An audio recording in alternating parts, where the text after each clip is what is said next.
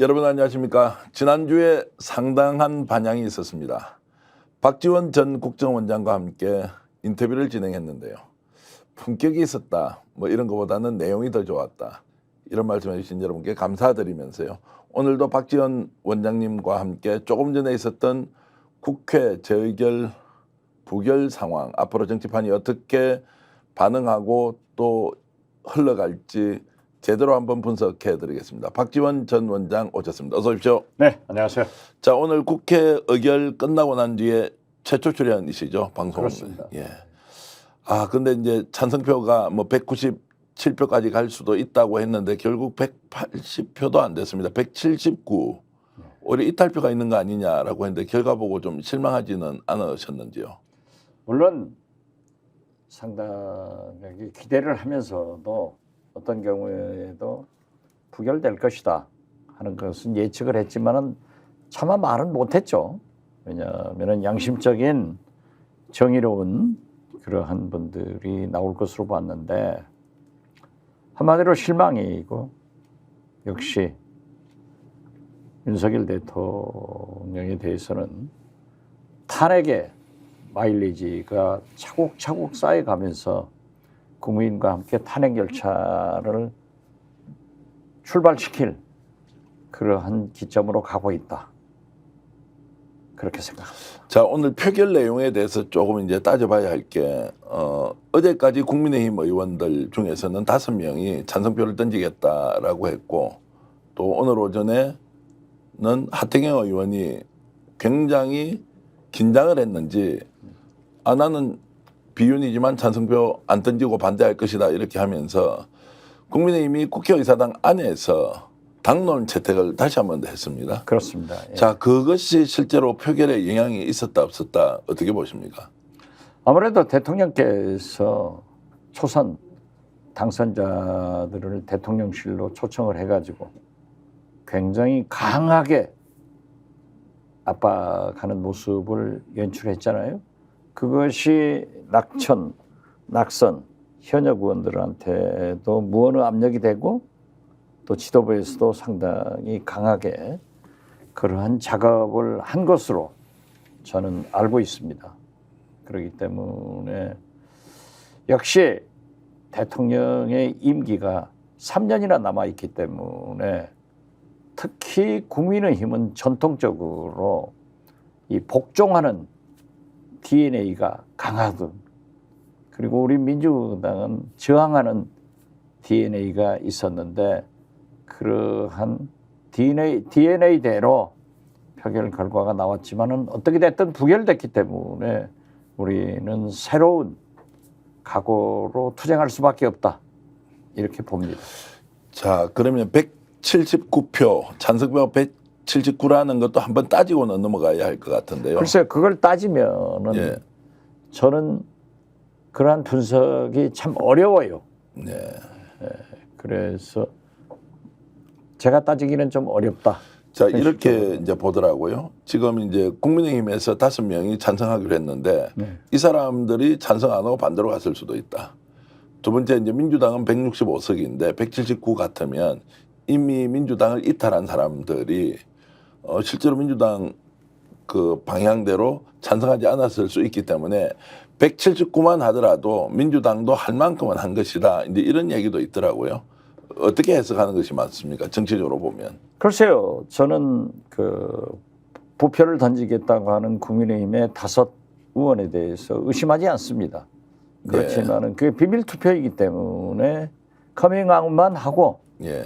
그러한 선무 압력을 받고 어떻게 투표를 행사했는가는 모르겠고, 민주당의 의원들은 잘 단결했다, 저는 그렇게밖에 말할 수 없습니다. 예. 지금 생방송으로 특집 인터뷰 박지원 전 국정원장님과 함께하고 있는데요. 여러분, 오늘 국회에서 있었던 재의결 부결과 관련된 그 정치적 함의가 무엇인지, 앞으로 어떻게 정치적 상황이 펼쳐질지 함께 얘기 나누고 있습니다.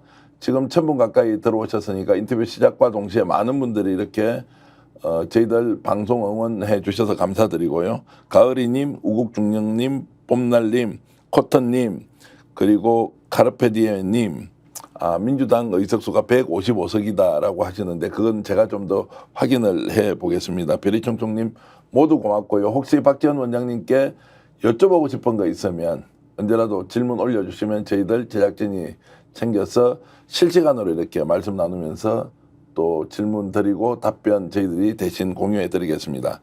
자, 어찌됐든 오늘 이제 이렇게 간 것은 절대 다수의 전문가들은 부결될 것이다. 그러나 혹시라도 반발표가 나올 것이라고 했는데 역시나 이제 결과는 부결로 끝이 났고 21대 국회가 이 문제를 해결하지 못하고 22대 국회로 이제 넘겼습니다. 자, 그러면 두 가지 방향으로 보겠습니다. 첫 번째 이제 민심이 지금 이 상황을 부글부글하고 있는데 생각보다 이탈표가 나오지 않았기 때문에 거리로 나와서 대통령과 직접 맞서 싸우자 이런 열기가 좀 식었을 수도 있다는 의견도 있습니다. 자, 국민들의 지금 이 문제에 대한 관심도는 어떻게 될 것 같습니까? 오늘 그 오전에 뉴스토마토에서 발표한 여론조사 결과는 최상병 특검 찬성이 67%가 나왔거든요. 그러니까 우리 국민 10명 중 7명이 찬성하는 그러한 민심이 표출됐습니다. 그리고 지난 총선에서도 참패한 이유가 이종섭 전 국방장관을 호주 대사로 도피시켰고 국민의 압력대로 11일 만에 돌아와서 런종섭이라는 그러한 것도 패배의 큰 원인이었기 때문에 저는 이성을 가진 윤석열 대통령께서 이것만은 그래도 찬성해야 되는 것 아닌가. 거부권 행사를 하지 말아야 된다라고 하는데 뭐 역시 이렇게 됐고 저희도 아침에 저희 보좌진들과 의견을 나누면서도 저도 얘기를 했습니다마는 우리가 말은 통과될 것이다. 이렇게 공개적 표현을 하지만은 실질적으로 가면은 굉장히 통과되기가 힘들다. 그 예측이 맞건 틀리건 이 결과는 대단히 불행한 결과로 나타났기 때문에 제가 여기에서 지난 주에 우리 민주당 당선인들 워크숍을 충남 예산에서 했어요. 거기에서도 보면은 전의에 불타 있다고요. 지금 우리 초선 의원들도 70명이나 돼요. 171명의 의원들이 어떻게 해서 윤석열 대통령이 이렇게 많은 개혁 입법과 특검을 특히 당신의 가족과 당신이 포함될 수 있는 이런 특검을 거부하느냐. 그렇기 때문에 우리는 전열을 가다두면서 국회가 개원되면은 바로 거부권 행사된 이러한 법안에 대해서 재발의를 하고 국회에서 투쟁을 하자. 이번에는 192명이 된 거 아니에요? 우리 야권이. 그렇기 때문에 저는 오전 방송에 나가서도 얘기를 했습니다마는 8표의 의미가 굉장히 있다. 그래서 윤석열 대통령이 이번에 모두 나서서 부결시키려고 한 것은 8표만 잡아오면은 200석, 김건희 탄핵, 그리고 대통령 탄핵의 가결표가 될 수 있기 때문에 굉장히 그것을 방지하기 위해서 저는 표단속을 철저히 했다. 이런 얘기를 했는데 그러한 예측이 제가 볼 때는 맞았다. 이렇게 생각합니다. 자, 국민은 70%가 여전히 특검법 통과해야 하고 반드시 특검 수사해야 한다는 이제 여론조사 말씀하셨고, 그러나 이번에 국민의힘이 저렇게 철옹성처럼 쳐놓고 막았고 성공했는데 22대 국회 때는 굉장히 어려워질 수 있다고 이제 했습니다. 혹시 이번 투표 결과가 이재명 당대표의 리더십에 상처가 된다거나 문제가 있다. 앞으로 당 내에서 정치적으로 이 문제를 끌고 나갈 때 좀 걸림돌이 될 수 있는 숫자 아니냐, 이런 부분은 어떻습니까? 그렇게 보지는 않습니다. 예. 우리 민주당이 단결돼 있었고 또 총선 후유증이 있었기 때문에 설사 반란표가 있다 하더라도 그것은 21대 내일까지 끝나는 문제지 22대는 오히려 조국 혁신당 조국 대표가 아주 그 정리를 잘 해줬는데요. 이재명 대표는 171석의 민주당 대표가 아니라 192석의 범민주 세력의 대표이기 때문에 나간다. 이런 얘기를 했거든요. 그래서 늘 저도 이재명 대표에게 크게 보고 크게 나가자 하기 때문에 저는 그러한 리더십이 22대는 더 강하게 뭉쳐질 거다. 그리고 지금 현재 당선자들이 이재명 대표를 중심으로 뭉치자 하는 것이 그 워크숍에서도 1박 2일 했지만은 연연히 드러나더라고요. 오늘 투표 결과는 결국 1위 1비할 게 아니다. 1위 1비할 게 아니라 그냥 21대가 이것으로 마무리된다. 요 정도로 정리해도 되겠습니까? 네, 그렇게 봅니다. 예, 22대 그리고 때는 이제 만약에 국회의장이 김진표 의장이 잘 지금 노력을 하고 있는데 사실 국민연금 개혁, 예. 이 국민연금법에 대해서 내일 통과가 시킨다고 하면은 21대를 마감하면서 화령점점 금상첨화의 국회가 될 것이다. 저는 그렇게 봅니다. 자, 그러면은 내일 혹시 국회가 다시 열려서 네, 특검 재의결은 이제 끝이 났으니까 끝이 났죠. 연금법 통과시키자라고 극적 타협이 될 가능성도 있다 이렇게 보십니까? 저는 그렇게 봅니다. 예. 왜냐하면 일단 연금법도 이재명 대표가 큰 정치를 위해서 연금법 합의하게 영수회담을 하자. 그렇지만 윤석열 대통령은 꼼수로 거부를 했단 말이에요. 그러니까 이재명 대표가 다시 통큰 양보를 하더라고요.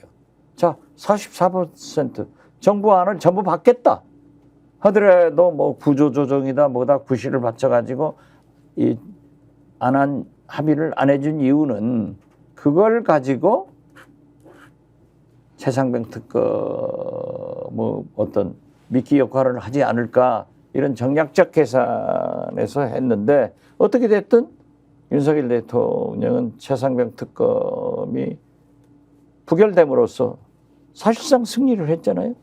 그렇다고 하면은 여당 아니고 국민이 그렇게 바라고 심지어 연세대학교 양재진 교수 같은 분은 하루에 1천억씩 손해가 난다. 엊그제 어떤 신문에서는 875억씩 손해난다. 이러한 연금법을 왜 대통령이 여당이 거부할 수 있느냐. 그렇기 때문에 저는 극적으로 내일 그러한 것이라도 합의해서 통과되면은 국민들한테 21대 국회를 마감하면서 좋은 선물을 주고 크로스한다 이렇게 봅니다.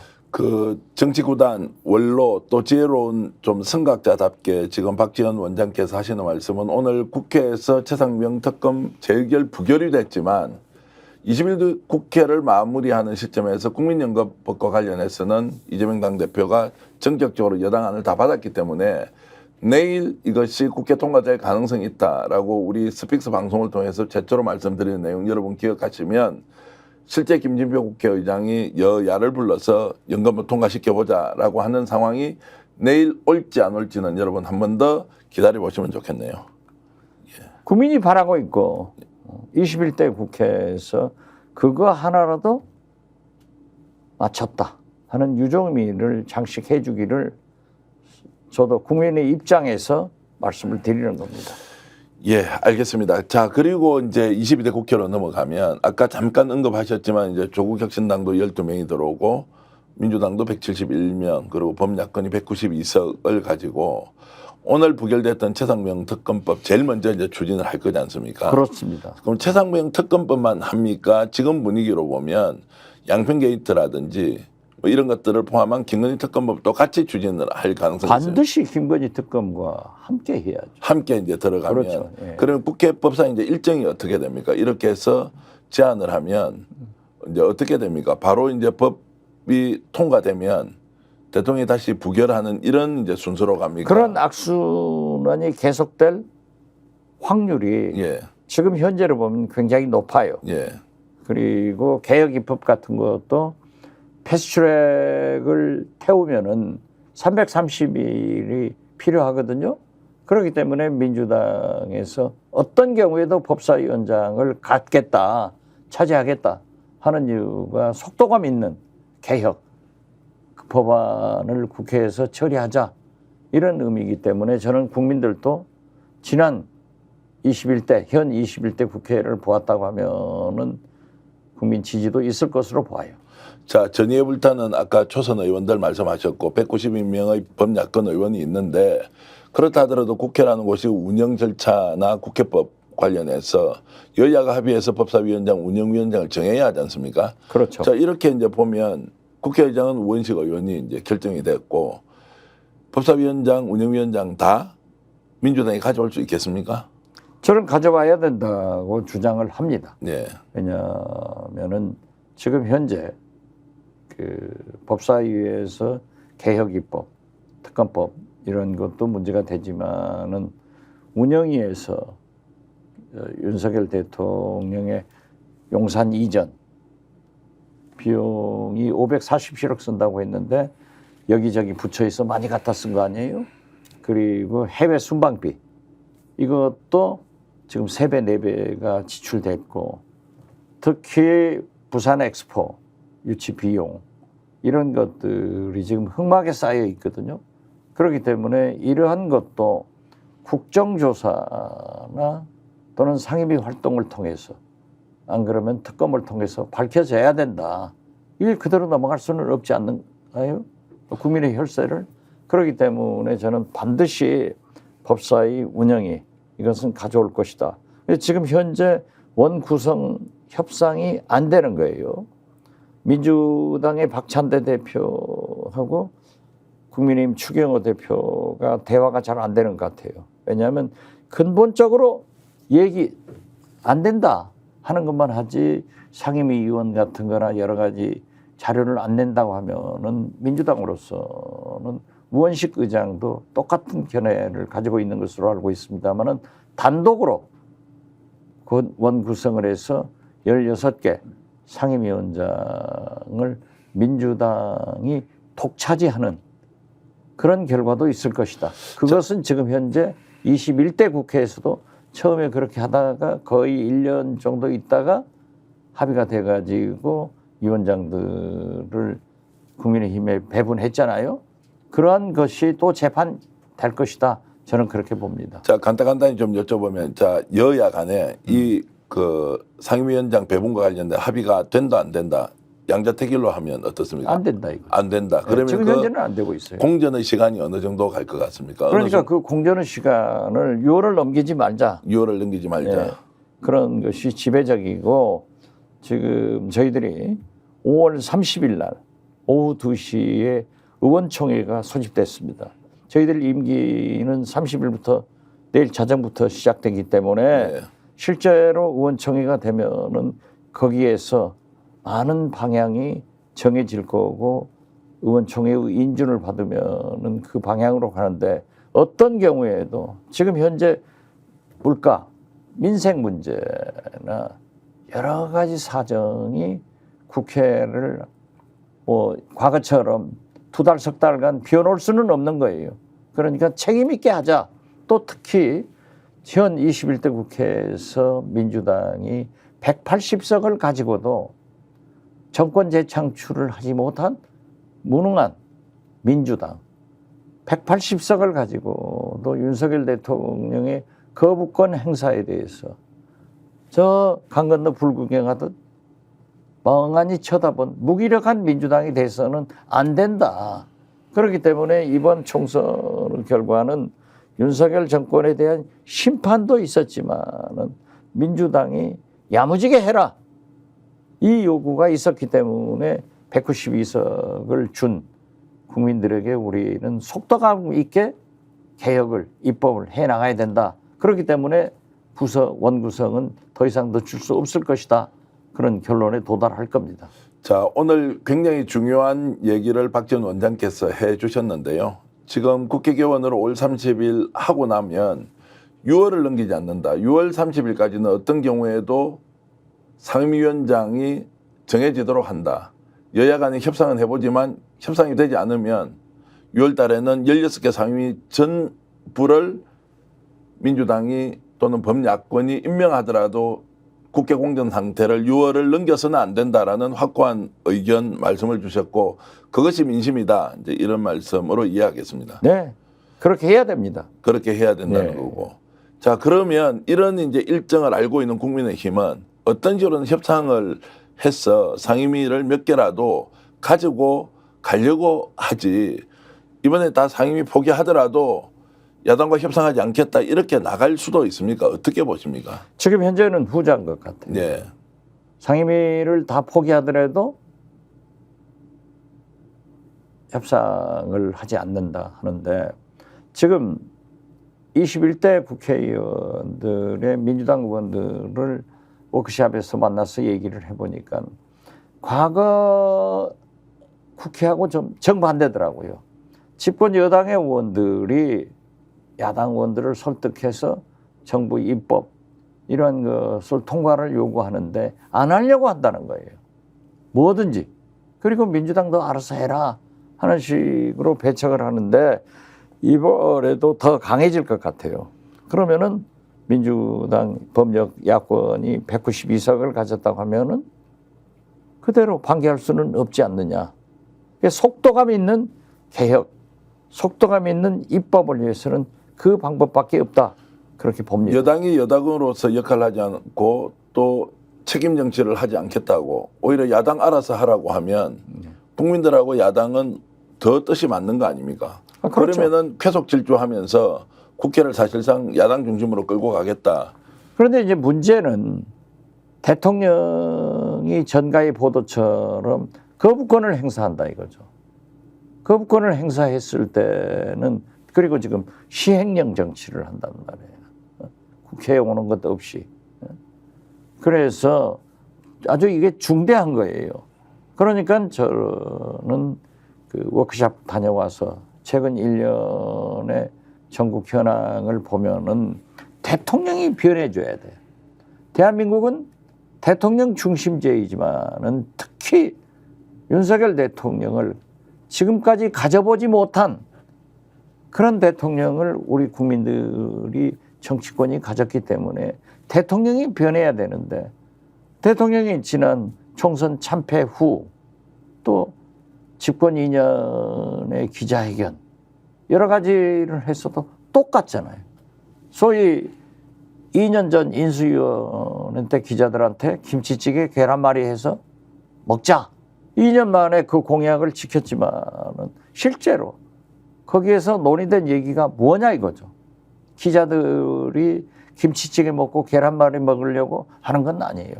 대통령 얼굴 보자고 하는 거 아니에요. 물론 안 보는 것보다는 낫겠죠. 그렇지만은 대통령과 국민 1호인 기자들의 질의응답 이런 게 나와야 되는데 거기에서도 아무것도 없단 말이에요.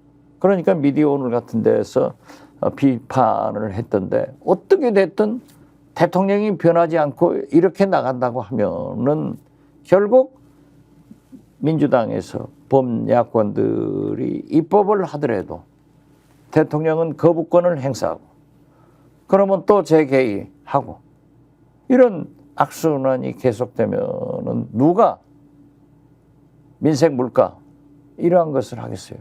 어제 보니까 얼마나 우리 서민 경제가 어렵냐 하면은 햇살론 같은 것이 다 막히니까 카드론이 40조에 달하더라고요. 그런다면 연말까지 이러한 상태가 계속된다고 하면은 나라가 절단나지 나라가 되겠습니까? 대통령이 이제 국정 운영을 사실상 방치하고 여당은 어느 정도 야당과 협상을 통해서 정치를 복원하려고 하지 않고 저는 그렇죠. 말씀 들어보면 결국 정치를 포기해버리고 대통령과 야당이 직접 한쪽은 국회에서 한쪽은 용산에서 이런 식으로 핑퐁 게임을 하면 말씀하신 대로 국민 민생 경제는 절단이 나는데 자, 그 상황을 지켜볼 수 없으니 국민들은 어떤 식으로든 야당이 나서서 대통령과 담판을 보든 결판을 보든 빨리 해달라 이렇게 해서 이제 지금 민심이 끓어오르고 있지 않습니까? 그렇죠. 자, 그러면 이제 정치라는 게 사라지고 이제 투쟁 또는 전쟁, 전면전 이런 거밖에 이제 남지 않는 국회로 22대는 출발합니까? 그렇게 출발한다고 봐야게. 저는 그렇게 출발한다고 예. 봐요. 예. 그러면 그 시간을 좀 더 줄여서 국민들에게 이 내용을 소상히 밝히고 야권은 이렇게 하겠다라고 아예 그냥 전면전을 선언하고 가버리면 되지 않습니까? 국민의힘 눈치 볼 게 아니고 같이 해보자고 할 게 아니고. 가버릴 수밖에 없으니까 예. 지금 현재 계속 저 같은 사람들 또 언론에 나오면은 그러한 얘기를 하고 있는데 예. 지금 최근에 와서 언론 환경도 현저히 바뀌었어요. 그렇기 때문에 지금 스펙스 같은 이런 그 자유로운 언론 자유를 만끽하면서 얘기할 수 있는 이게 지금 스픽스가 90만의 구독자가 됐다. 오늘 아침에 제가 장윤선의 취재 편의점에 갔는데 거기가 6개월 만에 41만이 됐더라고요. 네네. 그래서 이러한 지금 정상적인 지상파에서 방송 환경이 언론 환경이 나빠지니까 그러한 것은 시청률이 자꾸 떨어지고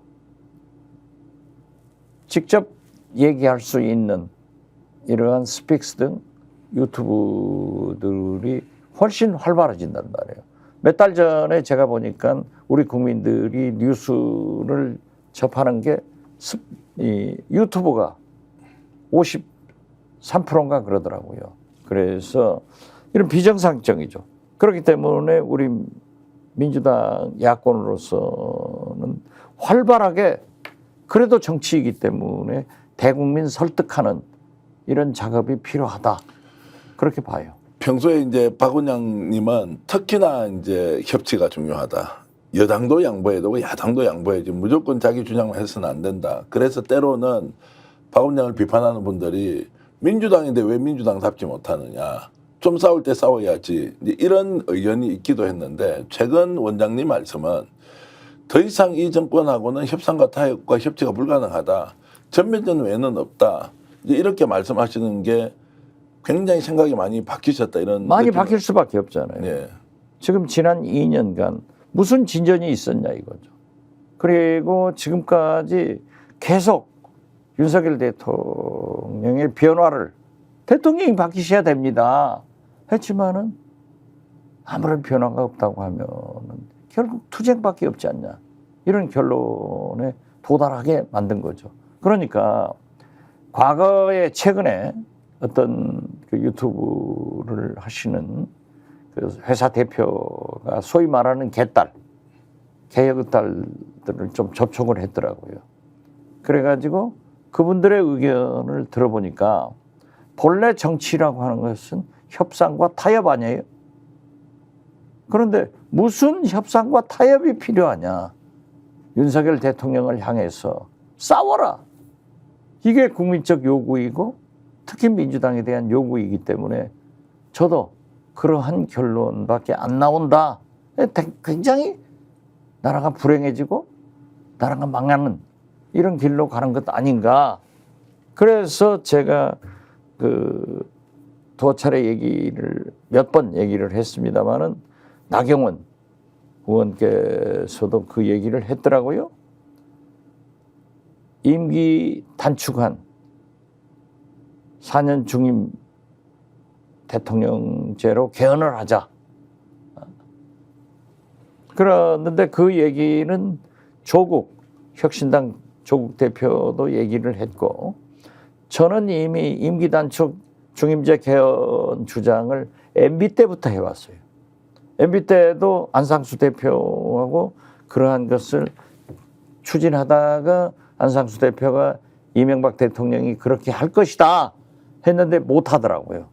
그래서 저도 최근에 그러한 임기 단축 4년 중임 그러한 개헌을 해야 윤석열 대통령도 명예롭게 나갈 수 있고 또 특히 지금 현재 5060 이 잔재가 지금도 남아있는 우리 과거 정부 형태에서 새로운 7공화국으로 활짝 열고 나가야 된다 하는 것을 주장했는데 다행히 조국, 나경원 이런 분들이 하고 있으니까 조금 더 울림이 퍼지고 있다. 저는 그렇게 봅니다. 직감적으로 22대 국회가 시작되면 박 원장님의 역할이 굉장히 크고 중요할 수 있다는 생각이 듭니다. 왜냐하면 192석이 범야권 의석인데 108명의 국민의힘 의원 중에서 8명이 이쪽으로 와야 된다는 정치적으로 매우 중요한, 그래서 2016년 탄핵 국면에서 국민들이 거리에 나가 있을 때 그래도 박지원 원장께서 국회에서 찬성을 끌어낼 때 그 당시 정말 여당 의원들을 설득해내던 그런 일이 생각이 나서 아, 박 원장 역할이 내년에 올해 굉장히 중요하다, 22대 때, 이런 생각이 드는데 이미 그런 마음을 먹고 계신 거죠. 저도 당연히 그 일이 이루어져야 된다 하는데 박근혜 대통령 때만 하더라도 정치가 살아 있었어요. 여야 간에. 그런데 지금 현재 21대 국회 내일로 마감합니다만 정치가 완전히 실종됐더라고요. 이게 특히 지난 2년 윤석열 대통령의 산물이다 이거죠. 그래서 이번에도 최소한 17명을 설득해서 데려와야 된다 하는데 설득할 사람도 상대도 없는 것이 지금 현재 정치권이더라, 그렇게 생각해요. 그렇기 때문에 저도 그러한 것을 하기 위해서 좀 활발하게 활동을 해보려고 하지만은 지금 여야 관계가 완전히 경직돼 있기 때문에 누구하고 얘기를 해야 되는가, 이런 걸 좀 걱정하고 있습니다. 용산은 굉장히 걱정 또는 두려움을 갖고 있을 것 같고요. 오히려 민주당에서는 박지원 원장님처럼 관록과 연륜이 있는 분이 이제 지금 집권 여당과 어떤 식으로든 정치적 타협을 해서 결국 중요한 것은 국민 아니냐, 민생 아니냐, 경제 아니냐, 이런 쪽으로 설득을 해서 어떤 식으로든 국가를 제자리에 돌려놓는 데는 매우 중요한 역할을 하셔야 되겠다는 생각이 듭니다. 그러한 일을 하기 위해서 네. 제가 국회에 들어온 거고, 그것이 지금까지 제가 박지원의 역할이 있다 하는 그 얘기를 한 것은 바로 그겁니다. 네. 그렇지만은 현실적으로 보면은 굉장히 어렵다. 어렵다고 안 해서 되느냐 이거죠. 자, 조금 불편하지만 질문을 드리면 108명의 국민의힘 국회의원 이번에 22대 당선자들 중에서 그래도 과거, 지금 현재 이런 것들을 종합적으로 봤을 때 박 원장님과 대화를 할 만한 정치적 파트너 한두 분 말씀해 주시죠. 그건 얘기를 하면은 예. 오히려 그분들한테도 마이너스가 될 거예요. 예, 예. 그렇기 때문에 사실 지금 정진석 비서실장 같은 분도 제가 처음부터 그냥 강력히 이런 분이 해야 된다. 우리 당에서는 다 반대했잖아요. 그렇지만은 그러한 주장을 했고, 지금 국무총리를 다시 대통령께서 선임한다고 했어도 저는 이재호 전 장관 같은 분이 하시면 되겠다. 네. 이런 의견을 냈지만은 지금 현역 의원들에 대해서는 또 그분들 또 전당대회가 있잖아요. 8월 전당대회가. 그렇기 때문에 강경하게 갈 수밖에 없을 거예요. 우리도 전당대회가 있고, 우리 민주당이야 지금 현재 제가 알고 있기로는 이재명 대표의 연임이 확정적으로 되고 제가 맨 먼저 얘기를 했는데 그 공감대가 형성되는 것 같아요. 그래서 어떤 분이 당대표를 도전하려는지 그 자체는 모르지만은 전당대회나 그런 정치적 빅 이벤트가 있으면은 여야당이 다 강경해지는 거예요. 그래서 저는 당분간은 굉장히 어려운 정치 투쟁의 장소가 이루어지고 또 국민은 민생 경제는 더 도탄에 빠질 것이다. 굉장히 염려를 해요. 몇 분 계시긴 하죠. 언제라도 대화하고 지금 뭐 그런 현 상황을, 사람들이 있죠. 예, 뭐 있지만. 여럿이 있고 아마 지금 현재 민주당 국회의원 중에서는 가장 많이 있다고 이렇게 저는 알고 있는데 역할 뭐 중요한 역할 국민들을 위해서 하실 거라고 생각을 하고요. 지금 말씀 들어보면 이제 8월 전당대회까지는 여당은 여당대로 당대표, 야당은 야당대로 뭐 연임을 하든 새로운 신임 대표가 나오든 그때까지는 이제 강경 논의 불가피한 상황이다. 이렇게 이제 말씀을 주셨는데 그 말씀은 결국 그 시점이 지나면 여야 간에 대화의 물꼬가 틀 수도 있다. 양당 대표 간에. 왜냐하면 자기를 놓고 싸워야 되는 상황. 그렇죠. 예. 그리고 예. 그렇게 싸울 때 우선 정치는 국민의 지지를 받아야 되거든요. 국민들이 너도 싫고 나도 싫다. 똑같은 정치권이다 하고 지금도 정치 혐오증이 극에 달한 상태인데 그러한 비난을 받을 때 그리고 언론이 제대로 평가를 해줘야 되는데 이번에 보세요. 국민연금에 대해서는 조중동 할 것 없이 진보 보수 할 것 없이 모두 이 기회를 놓치지 마라. 이렇게 하지만은 윤석열 대통령이 결국 끔찍도 안 하니까 이 꼴이 되지 않냐고요. 네. 그래서 저는 언론도 우리 국민도 여론을 만들어줘야 돼요. 적극적으로. 최근 언론의 동향, 특히 보수 언론도 윤석열 대통령에 대한 비판의 수위를 높이고 특히 많죠. 이제 최상민 특검 관련해서 좀 바뀌는 것 같다 이런 것이 대통령의 힘이 빠져서 그렇습니까? 아니면 언론이 좀 정신을 차려서 그런 겁니까? 어떻게 봐야 됩니까? 물론 대통령 힘도 빠진 거죠. 네. 사실 보면은 레임덕에 이미 들어가 있는 거예요. 네. 그렇기 때문에 홍준표 대구시장이 그 탈당 같은 얘기를 하지만은 좋은 의미건 나쁜 의미건 대통령이 임기 3년째로 집어들면서 지금 어려워졌다. 네. 그러니까 보십시오.